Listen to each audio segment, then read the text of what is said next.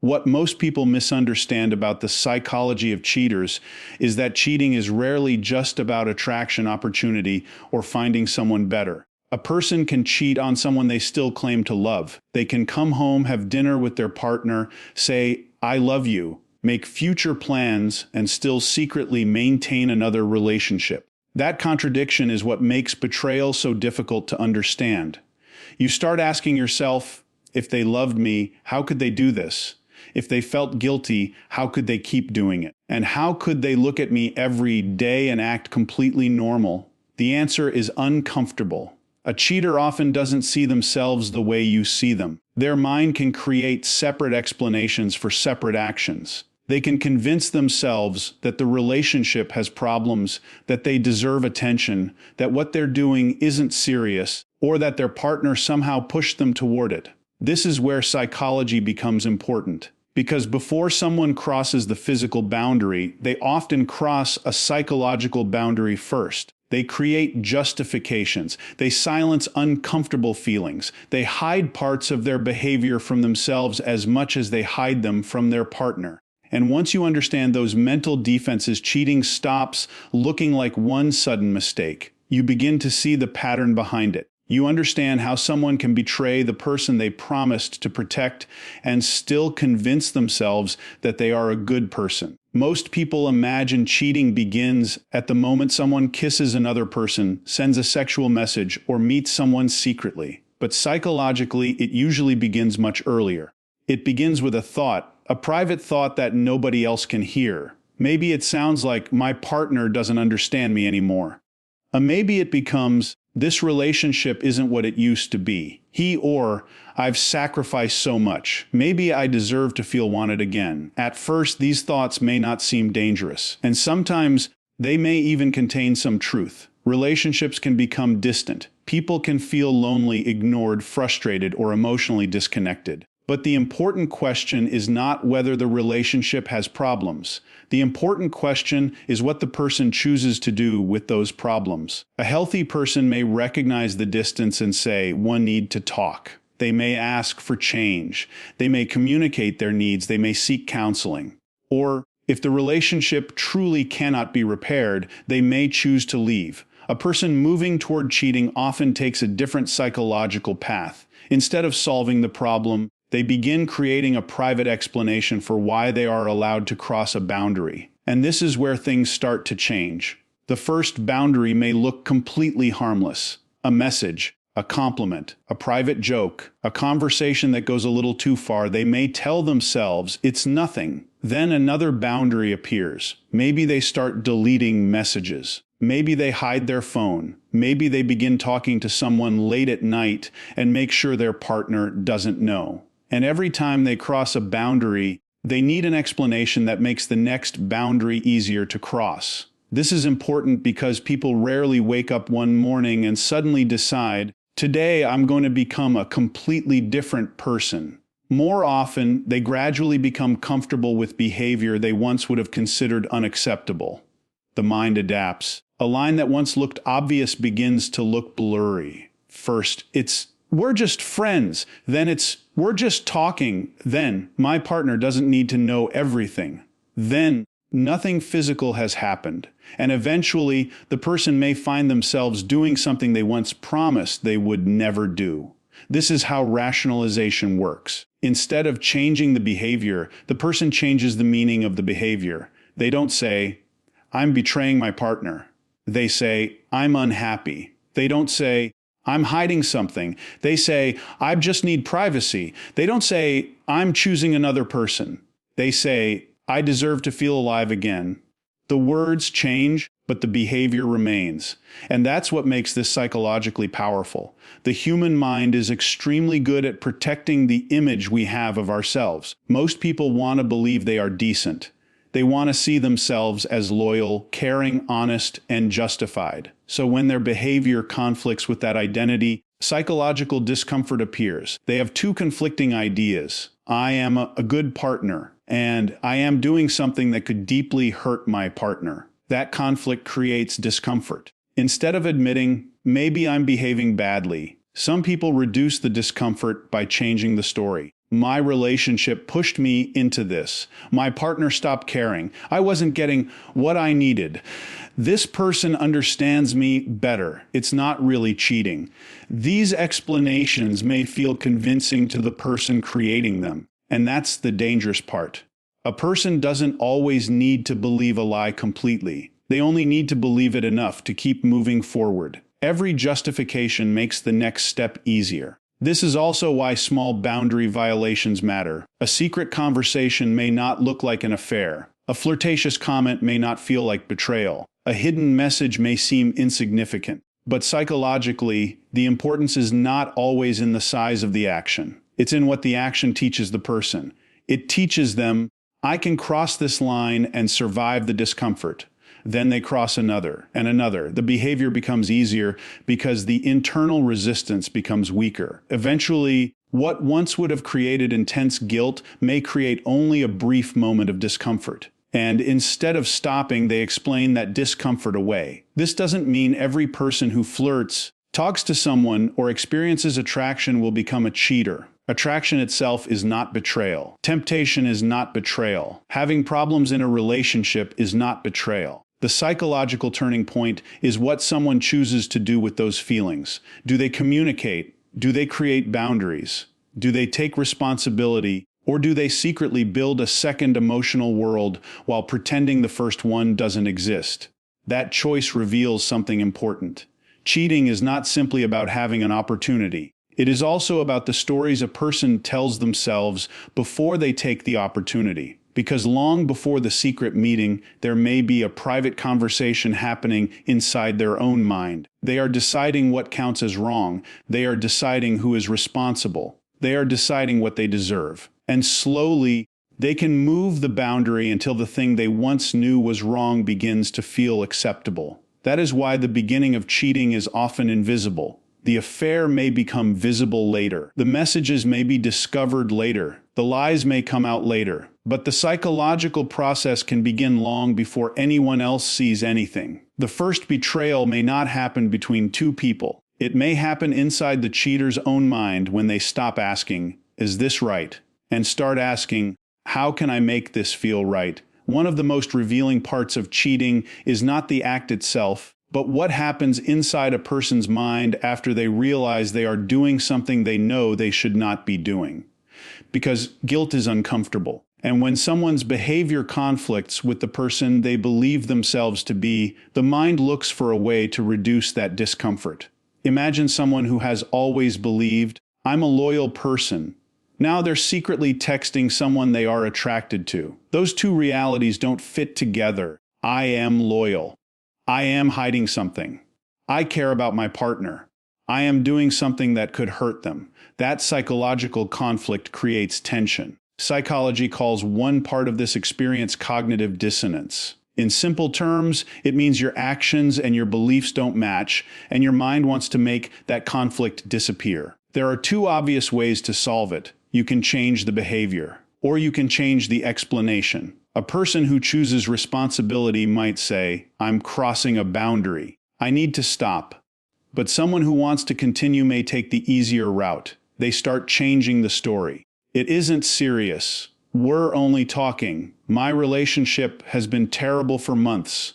My partner doesn't understand me. I deserve to be happy. I never planned for this to happen. Notice what happens here. The behavior stays the same. Only the explanation changes, and that explanation becomes a psychological shield. It protects the person's image of themselves. Because admitting, "I am betraying someone who trusts me," is painful. It's much easier to think, "I'm just unhappy." That doesn't mean the person feels absolutely no guilt. Many cheaters do experience guilt. They may feel nervous before meeting the other person. They may feel uncomfortable after lying. They may even promise themselves, "This is the last time." But guilt does not automatically produce change. Sometimes guilt simply produces another justification. The person feels bad, then explains why they should continue. They feel afraid of losing their relationship, but they also don't want to give up the secret relationship, so they create separate explanations for both. My partner is the person I love. This other person is just something different. The mind begins separating things that should logically be connected. And this is where moral disengagement can become important. Moral disengagement is essentially the process of mentally switching off or weakening the moral rules that would normally stop a person from doing something harmful. The person doesn't necessarily stop knowing that cheating is wrong. Instead, they create an exception for themselves. They may think, normally I would never do this, but my situation is different. That's a powerful sentence. Because once someone believes their situation is special, normal rules can start feeling optional. They may also shift responsibility onto their partner. You pushed me away. You stopped showing affection. You were always busy. You made me feel unwanted.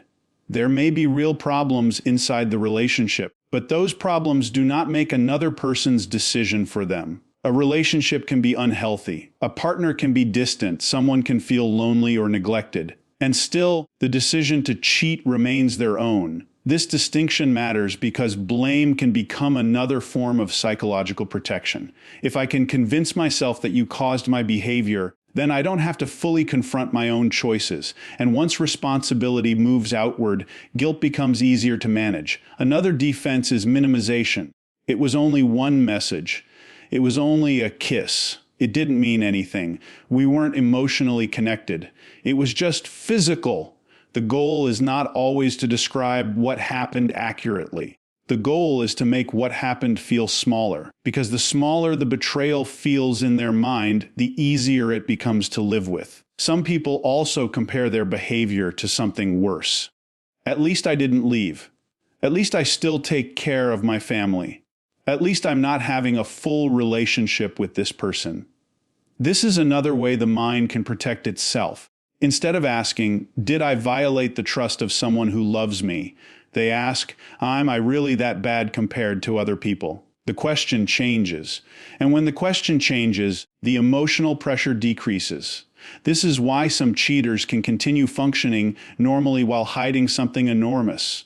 They don't necessarily wake up every morning feeling like villains. They may go to work. They may laugh with friends. They may hug their children. They may tell their partner they love them. And they may genuinely experience moments of affection. That doesn't erase the betrayal. It simply shows how complicated self-deception can become. A person can hold contradictory beliefs when their mind keeps them separated. They can think, I love my partner, while also thinking, I deserve this secret relationship. They can feel guilty and still continue. They can know something is wrong and still find a reason to do it. And over time, repeated justification can make the behavior feel normal. The danger is that the person may eventually stop needing a strong excuse. What once required a complicated explanation can become routine. The secret becomes part of their life. The lying becomes easier. The hiding becomes automatic. And the guilt becomes something they manage instead of something they listen to. But there is one thing these psychological defenses cannot change. They can change how a person feels about their behavior.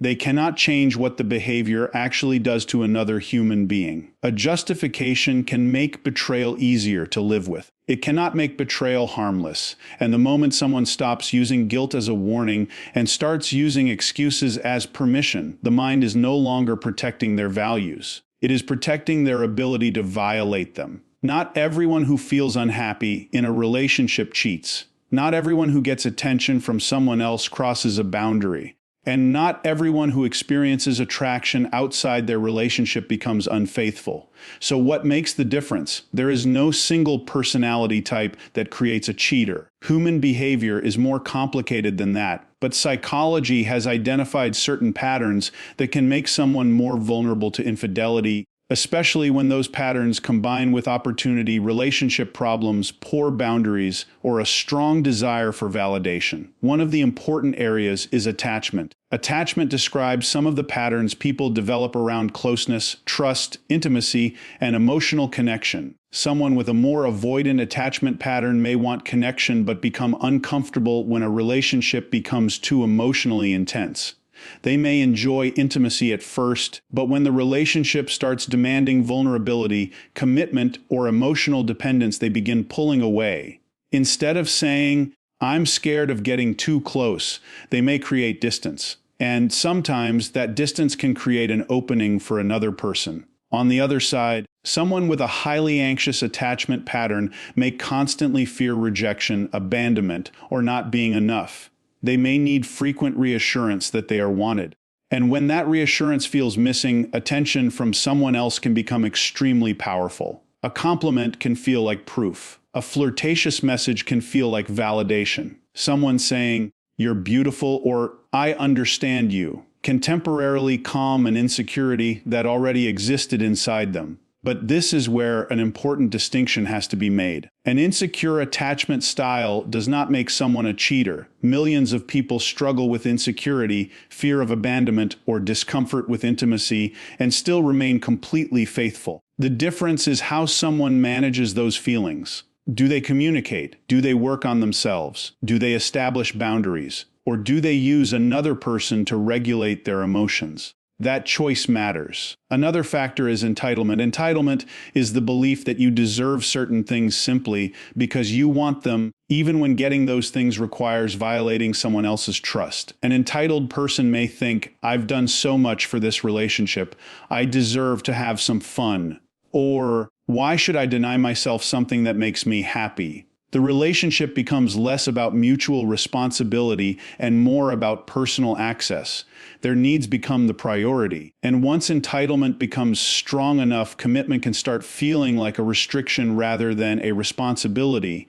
There is also the need for validation. Some people don't cheat because they have found their perfect match. They cheat because being desired makes them feel valuable. The attention becomes a mirror. Someone wants them, so they feel attractive. Someone pursues them so they feel important. Someone chooses them so they temporarily feel worthy. But that feeling fades, and when the validation fades, they may start searching for another source. This is why some people seem to move from one person to another without ever feeling satisfied. The problem was never simply the partner. The problem was the emotional emptiness they were trying to fill through other people. Novelty can also play a role. Long-term relationships naturally become familiar. The same person, the same home, the same routines, the same conversations. For a psychologically healthy person, familiarity can create security. But for someone who strongly craves novelty, routine can feel like boredom. A new person brings uncertainty, new conversations, new attention, new chemistry, and that uncertainty can activate excitement. The person may mistake that excitement for deeper compatibility. They may think, "I've never felt this way before." But sometimes what they are feeling is not necessarily love. It is novelty. It is anticipation. It is the excitement of being seen by someone new. And when that excitement is combined with poor impulse control, temptation becomes harder to resist. Impulsivity is another important factor. Some people act quickly when emotions become intense. They don't think deeply about the consequences until after the decision has already been made. They feel attracted. They receive an invitation. They have an opportunity. And instead of asking, "What will this do to my relationship?" they focus on the immediate reward. The present moment becomes more important than the future consequence. But personality can go even deeper. Researchers have studied traits often associated with what is called the dark triad: narcissism, Machiavellianism, and psychopathy. These are not labels that should be casually placed on every person who cheats. Most cheaters are not psychopaths. Most selfish people are not narcissists in the clinical sense. But certain levels of these traits have been associated with behaviors such as manipulation, exploitation, low empathy, impulsivity, and greater willingness to break relationship boundaries. Narcissistic traits can involve a strong need for admiration and a sense of specialness. The person may think, "I deserve attention because I'm different." Machiavellian traits involve manipulation and strategic use of other people. The relationship can become a game of control, and psychopathic traits can involve reduced empathy, lower fear of consequences, and a willingness to take risks. When these tendencies combine with entitlement and opportunity, cheating can become easier to justify. But there is another trait that may be even more revealing: low empathy. Because empathy creates a psychological pause before hurting someone. An empathetic person can imagine the pain their actions might cause. They can think, "If I do this, what will happen to the person who trusts me?" When empathy is weak, that pause can become weaker too. The cheater may focus heavily on what they want and barely consider what the other person will experience. And that changes everything.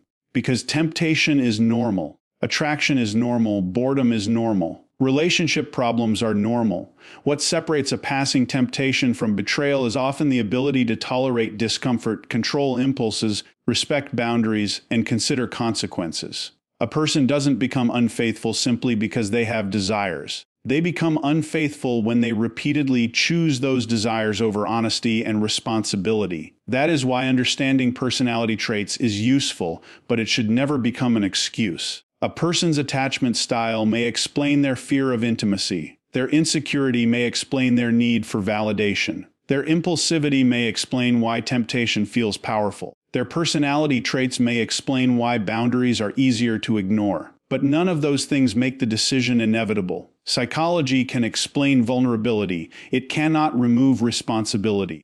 Because in the end, the most important question is not what kind of person feels temptation. Almost everyone does. The real question is, what kind of person chooses to protect the relationship when temptation arrives? And that choice reveals far more about someone's character than the temptation ever could. One of the strangest things about cheating is how a person can live two different realities at the same time. They can be loving and attentive at home, while secretly maintaining another relationship somewhere else. They can talk about the future with their partner while hiding conversations that could destroy that future. They can say, "I love you," and still lie about where they were the night before. From the outside, this seems impossible, but psychologically, people can separate contradictory parts of their lives through a process called compartmentalization. Think of the mind like a series of separate rooms. In one room, the person is the loving partner. They are having dinner, watching a movie, planning a vacation, helping with the family, or talking about the future. In another room, they are someone else. They are flirting. They are hiding messages. They are meeting someone privately. They are living according to a completely different set of rules. The important part is that they try not to let the two rooms connect. This doesn't mean they literally have two personalities. They know they are the same person. But psychologically, they separate the parts of their behavior so they don't have to confront the full contradiction all at once. This is one reason a cheater may genuinely say, "I still love my partner." To the person hearing that, the statement can sound ridiculous. You might think, "If you loved me, how could you do this?" But the cheater may have separated love from loyalty in their mind. They put affection in one category and betrayal in another. They tell themselves, "What I have with my partner is real." And then they tell themselves, "What I have with this other person is different." That separation allows them to avoid asking the more painful question.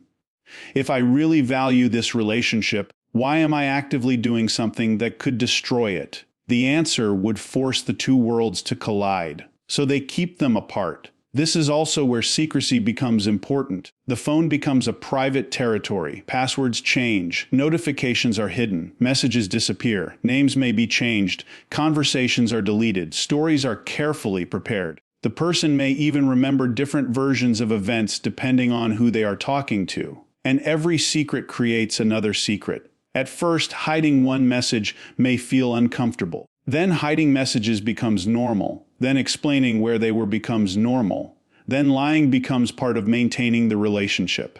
Eventually, the person is no longer simply hiding an affair. They are managing an entire second reality.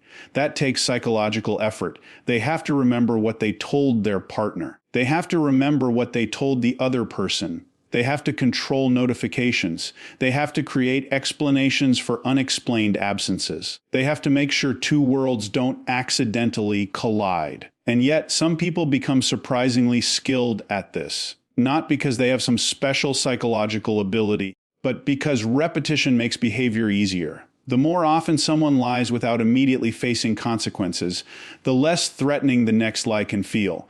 This is how secrecy can become habitual. And emotional cheating can make this even more complicated. An affair does not always begin with physical attraction. Sometimes it begins with emotional intimacy. A person starts talking to someone about their problems.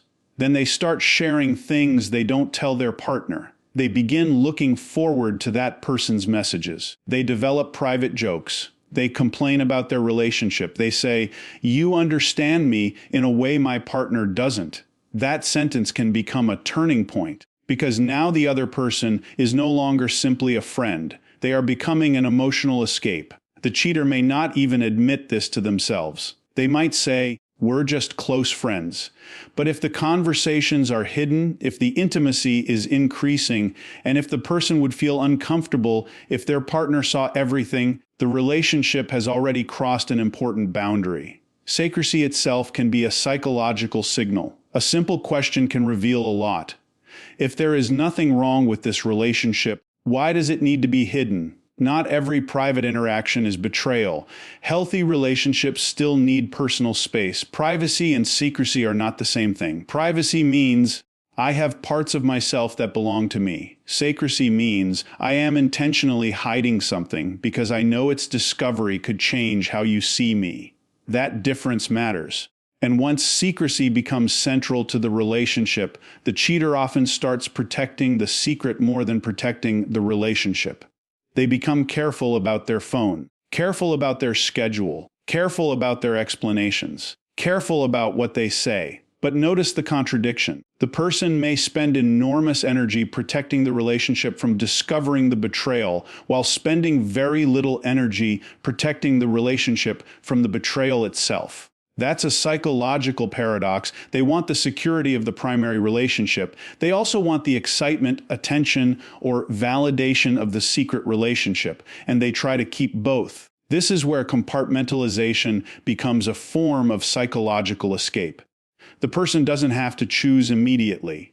They can tell themselves they will deal with everything later. They can keep postponing the difficult decision. They can tell themselves the affair will end soon. They can promise themselves, after this, I'll stop. But tomorrow arrives, and the secret continues. Over time, the emotional cost can become enormous, because living two realities requires constant management. And eventually, the walls between those realities can become weaker. A message appears at the wrong time. A friend notices something. A partner asks a question. A notification appears on a screen. A timeline doesn't make sense. One small crack can expose an entire hidden structure. And when that happens, the cheater is forced to confront something they worked hard to avoid. The two worlds were never actually separate. They were always connected by the same person, the same choices, the same lies, the same consequences. And that is the deepest truth about compartmentalization. You can divide your behavior into different boxes, but you cannot divide responsibility. Eventually, every hidden life collides with the person who created it. When cheating is finally exposed, the psychological reaction can be almost as revealing as the cheating itself. For the person who has been betrayed, the discovery can feel like the entire relationship has suddenly been rewritten. The memories you trusted start looking different. The late nights, the unexplained phone calls, the sudden changes in behavior, the moments when you felt something was wrong but convinced yourself you were imagining it. Suddenly, all of those pieces seem to connect. And while the betrayed partner is trying to understand what happened, the cheater is often trying to protect something else. Their image of themselves. This is where some very predictable psychological defenses can appear. The first is denial. I don't know what you're talking about. You're misunderstanding what you saw. There's nothing going on. Even when evidence exists, denial can become an immediate attempt to stop the truth from entering the conversation. Because admitting the truth means accepting consequences. It means admitting that the secret world was real. It means accepting that someone they love may never see them the same way again. And for some people, that reality feels unbearable. So instead of facing it, they fight against it. Then comes minimization. It's not what you think. It happened once. It didn't mean anything. It was only physical. This response tries to reduce the emotional weight of the betrayal. The person may admit part of what happened while making sure the full meaning of it never gets discussed. Because there is a huge difference between saying, "I cheated," and saying, "I made one mistake." The first statement forces responsibility. The second makes the behavior sound temporary, accidental, and almost disconnected from the person's character. Sometimes there is another reaction that can be even more confusing: blame shifting. Suddenly, the conversation is no longer about what they did. It becomes about what you supposedly failed to do. You were never there for me. You stopped showing affection. You pushed me away. We weren't happy. You made me feel unwanted. Again, relationship problems can be real. A couple can be disconnected. People can feel neglected. Communication can fail. But none of those things force someone to cheat. A person always has other choices. They can communicate. They can ask for change. They can seek help. They can create boundaries. Or they can leave. Blaming the relationship for the decision to cheat is different from explaining the problems that existed inside the relationship. One describes the environment. The other tries to remove responsibility. And when responsibility becomes too uncomfortable, another psychological defense can appear: reversal. The person who caused the betrayal suddenly presents themselves as the one who has been hurt. They may become angry that you looked at their phone. They may focus on how you discovered the truth instead of what the truth revealed. You invaded my privacy. You don't trust me. How could you accuse me? The conversation shifts. The betrayed person starts defending themselves, and the original question gets buried. What happened? Why did you hide it? How long did it continue? Who else knew? What are you willing to take responsibility for? This reversal can leave the betrayed person confused. They may begin questioning their own instincts. They may think, maybe I really am too suspicious. Maybe I caused this. Maybe I should have been more loving.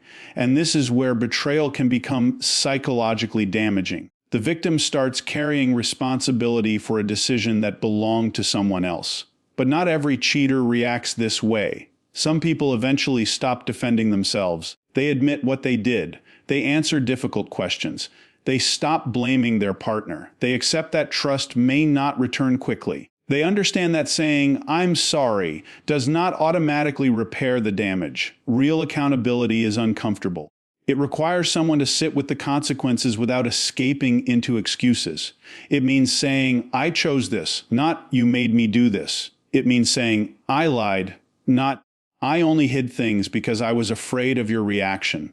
It means understanding that the betrayed partner is allowed to be angry, confused, distant, or uncertain about the future. And most importantly, genuine accountability requires change, not promises, not tears, not dramatic declarations. Change, because words are easy after exposure. The real test is what happens when the crisis is over. Does the person become more honest? Do they create stronger boundaries? Do they stop protecting the secret? Do they become willing to answer uncomfortable questions? Do they take responsibility even when nobody is watching? That is what separates remorse from regret.